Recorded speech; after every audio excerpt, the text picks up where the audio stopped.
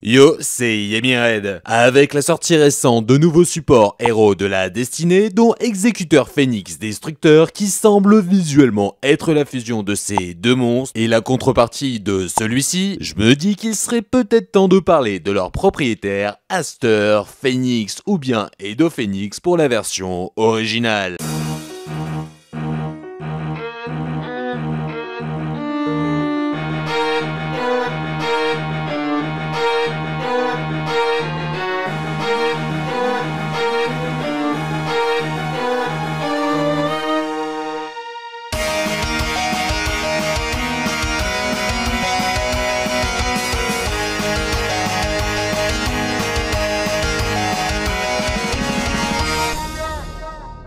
Aster est né le 19 décembre, mesure 1m75, pèse 56 kg. Ses decks principaux sont les héros de la destinée pour l'anime et les héros vision pour le manga. Attends, mais dans l'épisode précédent sur Alexia, il me semble qu'on pouvait également l'apercevoir dans Arc 5. Exact, il possède lui aussi 3 versions alternatives que je détaillerai comme la dernière fois, en commençant par sa version d'origine dans l'anime GX, puis celle de l'anime Arc 5 et enfin sa version du manga GX.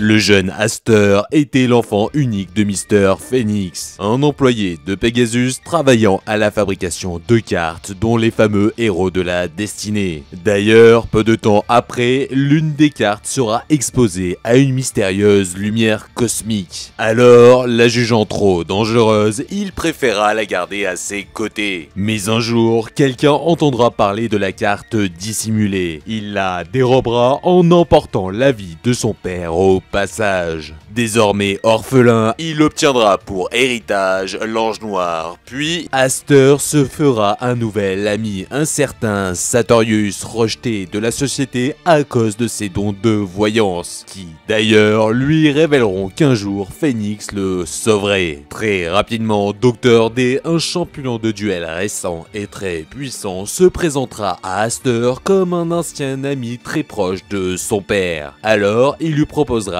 de l'adopter. Au fil du temps, grâce à ce dernier, Phoenix apprendra toutes les ficelles du duel de monstres et deviendra à son tour un joueur professionnel. C'est donc sans surprise son seul ami Sartorius qu'il choisira comme agent et il reversera une grande partie de ses revenus à un orphelinat. Mais en parallèle de sa nouvelle carrière, il mènera secrètement une vie de justicier, traquant les hors-la-loi à l'aide d'un deck héros élémentaire qu'il n'utilisera que pour retrouver l'assassin de son père, examinant les decks de chacune de ses cibles afin de voir si le héros de la destinée dérobé s'y trouvait. Un jour, son agent décidera de l'inscrire à la Duel Academy afin qu'il affronte un dénommé Jaden Yuki. Alors, Aster, ayant pleine confiance en ses prédictions, se rendra à la boutique de l'école où il récupérera plusieurs cartes en vendu et s'en servira comme deck afin de tester anonymement celui de Jaden. Mais très vite, il se rendra compte que son adversaire utilise également des héros élémentaires et sans l'aide des scients, il ne pourra que perdre. À la suite de cet affrontement, il révélera son deck héros élémentaire au monde entier en arrachant une victoire à l'ancien numéro 1 de la Duel Academy devenu professionnel Zane Truesdale. Dans la foulée, il défiera Jaden, mais considérant que ce dernier a tenté de copier son deck, il y ajoutera les héros de la destinée de son père, ce qui sera fatal pour le rouge Slifer. Plus tard, alors qu'Aster sera bien plus pris par sa carrière professionnelle que la Duel Academy, Sartorius lui demandera d'y retourner afin d'affronter Alexia Rhodes, ce qu'il fera. Une fois sur place, Chad Princeton, un autre élève, lui apprendra que lui aussi fait partie de la Société de Lumière, car Sartorius est également devenu son son agent. Bien qu'il trouvera cela intriguant, il préférera tout de même se concentrer sur son prochain duel. Cependant, à la dernière minute, Jaden se présentera et demandera à Aster de prendre sa revanche. Ce dernier n'aura pas vraiment le choix et acceptera. Alors, il découvrira que son adversaire joue un tout nouveau type de héros cosmique qu'il n'avait jamais vu auparavant, ce qui changera totalement les prédictions de Sartorius et il perdra. Ainsi, impressionné par les performances de Jaden, il décidera de passer un peu plus de temps à l'école logeant sur son bateau. Cependant, Sartorius cessera tout contact avec lui. Alors, rapidement, il commencera à comprendre les véritables intentions de son vieil ami qui rejoindra également la Duel Academy afin de convertir les étudiants un à un sous la mystérieuse bannière de la Société de Lumière. Lors du voyage scolaire à Domino City, la sœur de Sartorius, Sarina, enlèvera des amis de Jaden. Alors Aster aidera ce dernier à les libérer au cours d'un tag duel face à elle. Mais Sarina perdra et conclura que tous deux sont les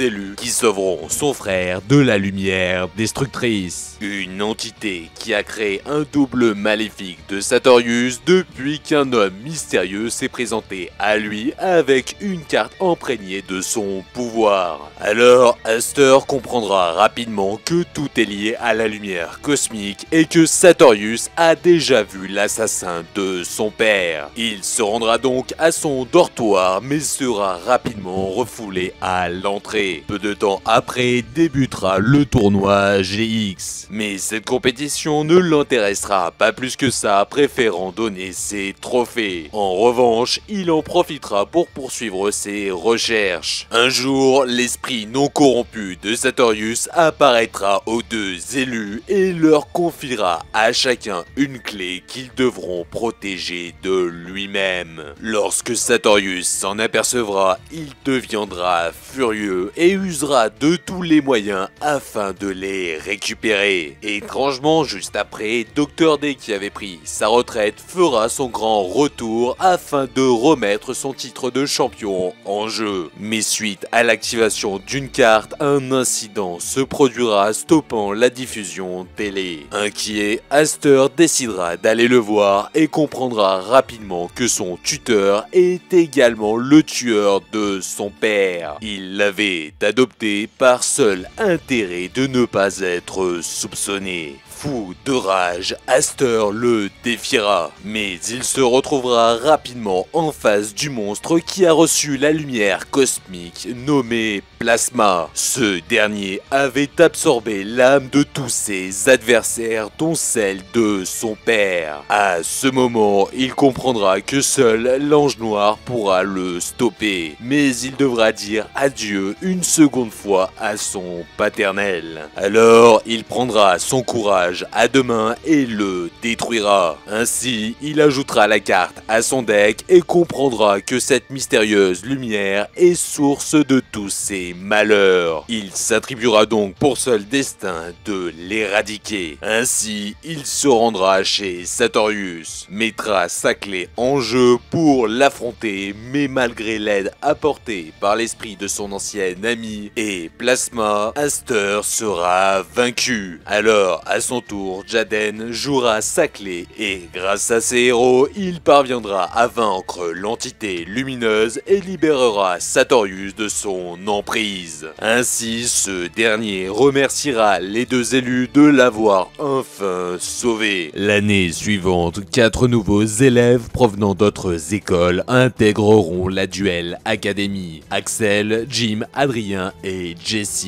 À l'inverse de Aster qui lui poursuivra sa carrière professionnelle loin de là. Mais lorsqu'il apprendra que tous les élèves sont bloqués dans une autre dimension, il ira recruter Zane afin d'aider le professeur Eisenstein à les ramener, ce qui sera un réel succès. Malheureusement, 2 élèves manqueront à l'appel, Adrien et Jesse.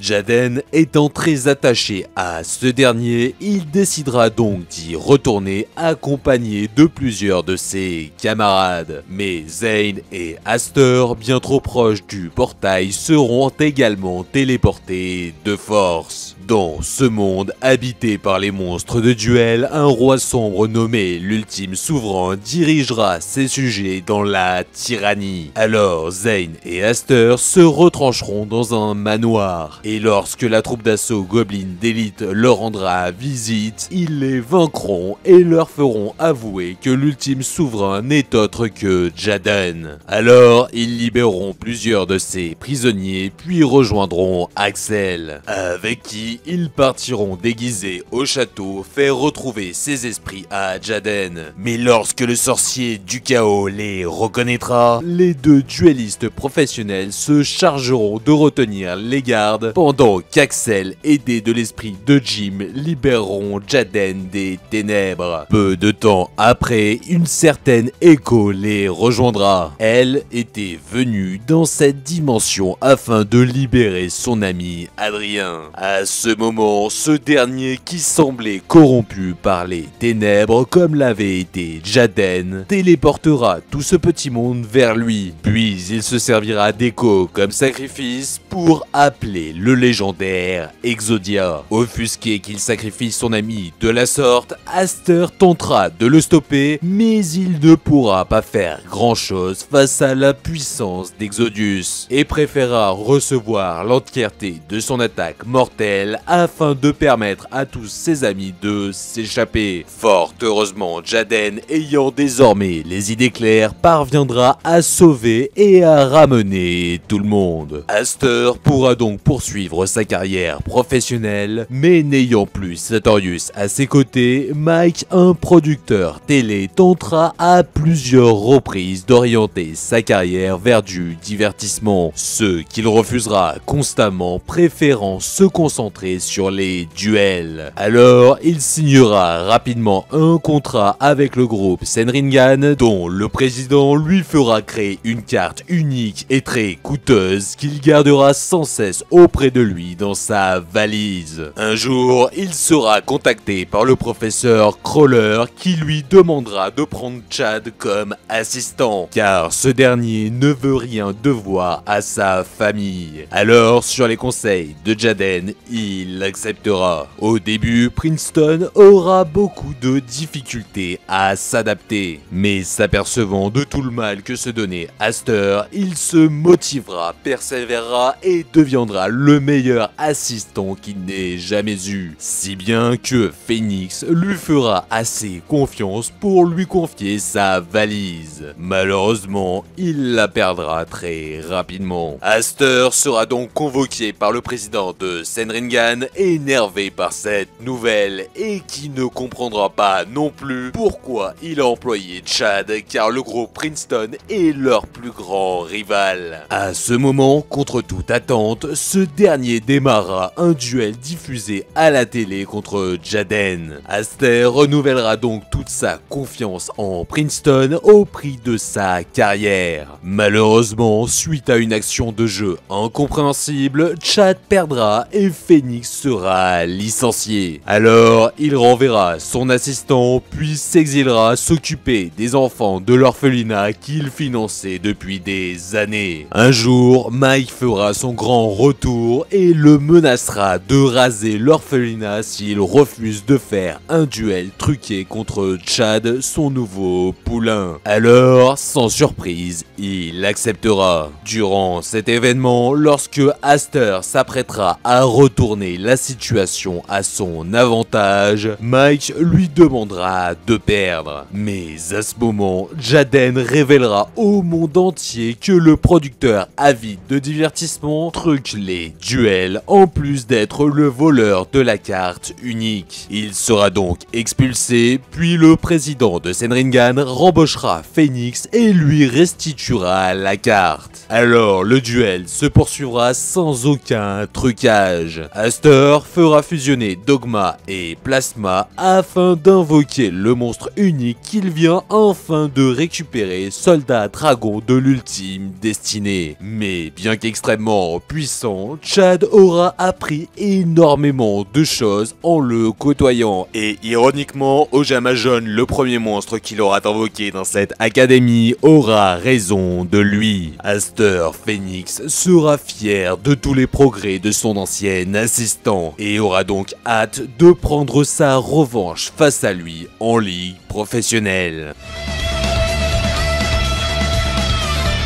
L'univers a été divisé en 4 dimensions, chacune basée sur un type de carte différent: pendule, Xyz, synchro et fusion. Dans cette dernière se trouve la Duel Academy dirigée par le professeur, qui a pour seule ambition de faire refusionner toutes les dimensions par la force. Alors, Aster Phoenix, l'un des meilleurs élèves de l'école, sera choisi pour recruter une armée. Il proposera à Sora, un autre élève brillant, de le rejoindre, mais celui-ci refusera, ce qui ne sera pas le cas de la grande majorité des étudiants. Une fois ses troupes réunies, il en prendra le commandement et ils partiront à la conquête de la dimension Xyz. Ainsi, tous ceux qui s'opposeront au projet se verront enfermés dans des cartes. Un jour, Aster tombera sur un certain Yusho Sakaki, convaincu que les duels ne doivent pas servir à souffrir mais à retrouver le sourire, s'opposant donc littéralement aux enseignements du professeur. Alors Aster l'affrontera, mais pour la première fois, il subira une lourde défaite. Yusho, bon joueur, lui offrira la carte monde souriant qu'il venait de jouer. Cependant, refusant de reconnaître ses torts, son adversaire la déchira et à ce moment, Sakaki disparaîtra mystérieusement. Alors Aster désertera ses troupes et tentera de le retrouver. Quelque temps après, il tombera sur un jeune garçon nommé Yuya qui sera à la recherche de son père.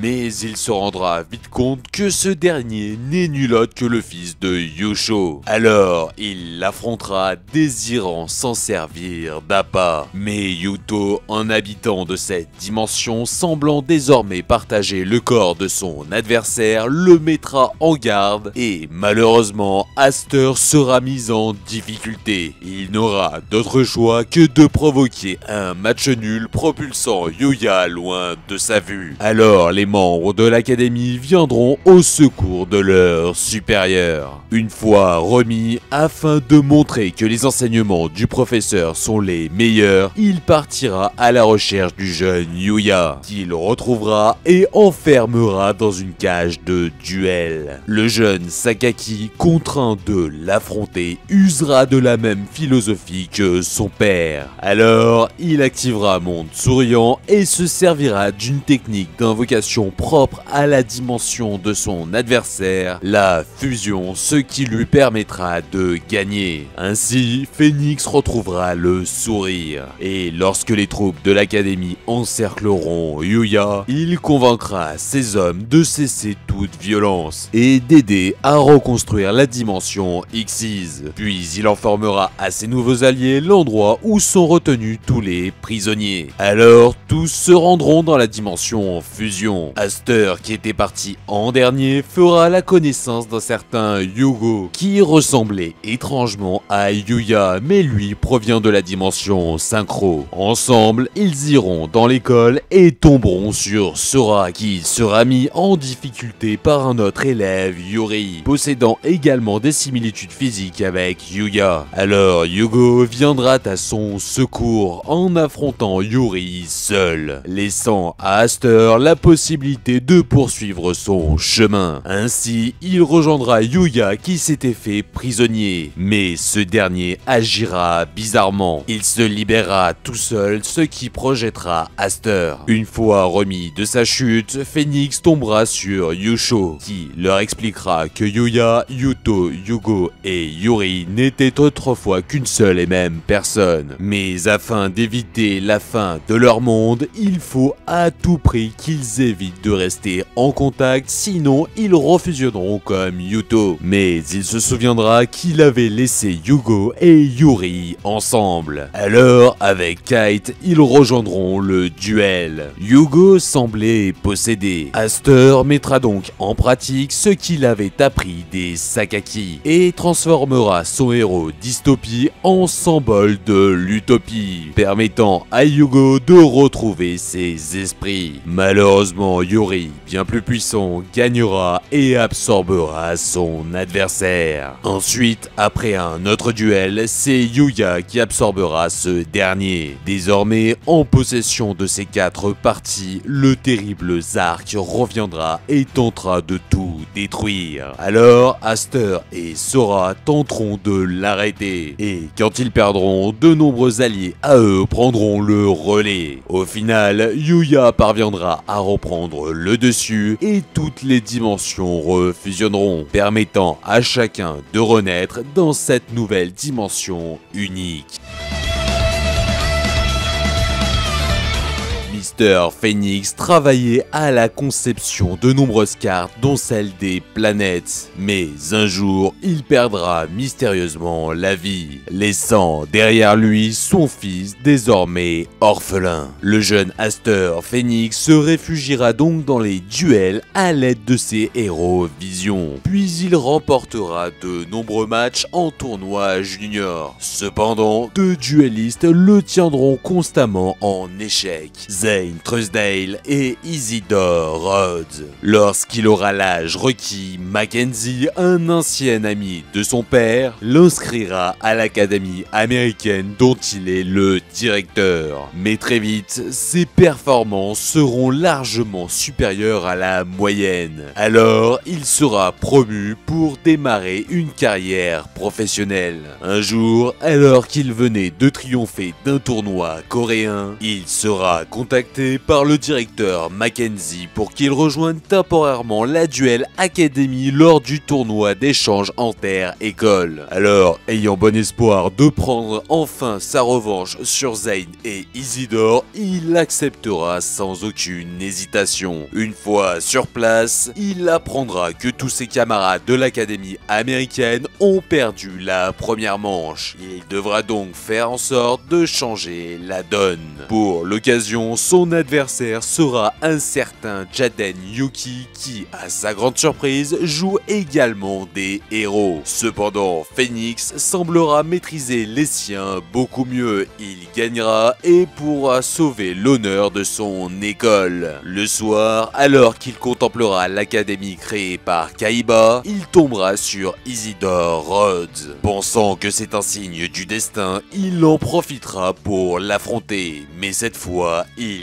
gagnera. Mackenzie, fier de toutes ses prestations, lui confiera l'une des dernières cartes que son père avait créées. Alors Aster, honoré, l'ajoutera directement à son deck. Le lendemain, la seconde phase débutera, et son adversaire ne sera nul autre que Alexia Rhodes, la sœur de Isidore. Mais alors qu'il aura l'avantage, il voudra faire honneur à son père. Phoenix utilisera sa nouvelle carte, la planète Jupiter, et gagnera. Cependant, il ressentira une étrange sensation négative provenant de cette dernière. Puis au détour d'un couloir, il rencontrera enfin Zane, qui saluera sa prestation considérant qu'il a très bien évolué depuis leurs jeunes années. Mais il semblera également inquiet et lui demandera s'il a vu Isidore car il ne l'a pas aperçu de la journée. Aster lui dira qu'il n'en savait rien, mais avant qu'il parle de son affrontement nocturne avec ce dernier, il recevra un message de Mackenzie lui demandant de le rejoindre dans un entrepôt, coupant court à la discussion. Une fois sur place, il y verra plusieurs de ses camarades jonchant le sol, dont Isidore. Alors Mackenzie surgira et une entité ténébreuse apparaîtra, lui avouant que c'est elle qui a tué son père Terre tout en se servant de ce dernier pour créer les 10 cartes planètes, dont le soleil qu'elle utilisera pour terrasser Aster. Fort heureusement, il sera sauvé par Jaden, son premier adversaire de l'Académie, qui, aidé de son héros, la carte planète Terre, parviendra à débarrasser le monde de cette entité, rendant enfin justice au Phénix. Au final, ces trois Asters gardent plus ou moins la même personnalité et ont en commun le fait qu'ils commencent tous l'aventure aux côtés de l'antagoniste, puis se retourneront contre lui. Mais bien qu'ils soient tous considérés comme des duellistes surdoués et donc très puissants, ils ne parviendront jamais à le vaincre. D'ailleurs, l'anime GX accentue grandement sa puissance, rien que par le fait qu'il est l'un des très rares personnages principaux à avoir battu Jaden. L'autre étant Zen, qui l'a lui-même vaincu. Mais cette version d'Aster nous montre également à quel point il est altruiste, n'hésitant pas à se sacrifier à de nombreuses reprises pour ses proches, à faire confiance à Chad jusqu'à mettre à mal sa carrière, à continuer ses séances de dédicaces alors que ses mains ne lui permettent plus vraiment, ou encore à partager une partie de sa fortune au profit des jeunes orphelins comme lui qui en ont certainement bien plus besoin. Ainsi, il pourrait être considéré comme un anti-héros à l'image de son archétype favori. Et voilà, cet épisode est désormais terminé, j'espère qu'il vous aura plu, n'hésitez pas à me le faire savoir en commentaire. Maintenant, pour ceux qui souhaitent en savoir un peu plus sur les archétypes héros de la destinée et Hérovision, je vous recommande fortement cette vidéo. Et si vous souhaitez connaître l'histoire de Chad, ce sera ici. Allez, ciao! Bon alors voilà, on m'a destiné à teaser le prochain personnage abordé, mais clairement je ne sais pas quoi dire. Alors, abonnez-vous. Tiens, pourquoi il y a un arc-en-ciel ?